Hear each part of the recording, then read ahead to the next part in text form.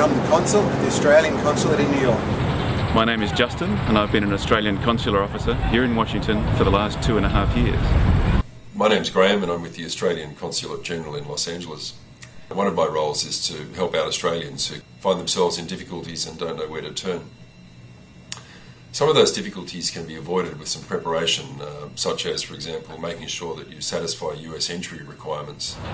Now, if you're entering the United States under the Visa Waiver Program, you need to complete an ESTA, an electronic system for travel authorization. And the details on how you complete that are on the smartraveller.gov.au website. If you're coming into the US on a visa, make sure that you understand the conditions of that visa.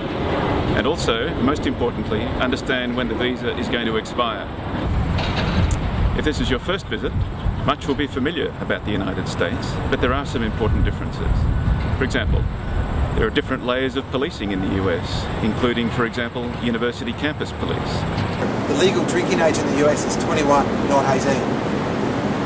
Underage drinking is taken very seriously, and if you're under the age of 21 and caught drinking, you can face severe fines or even a night or two in jail.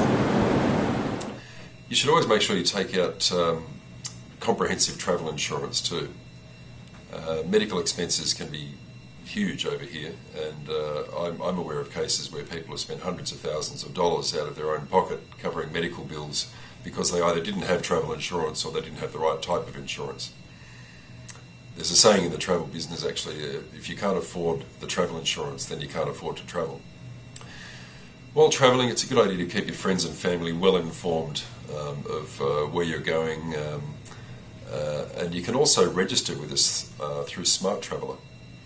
And that way, if there's an emergency either here or at home, we'd be able to locate you quickly. If there is an emergency, such as, say, an earthquake, and of course LA does lie on an earthquake fault line, then you should always follow the instructions of the local authorities. I hope you find those tips useful. Safe travels.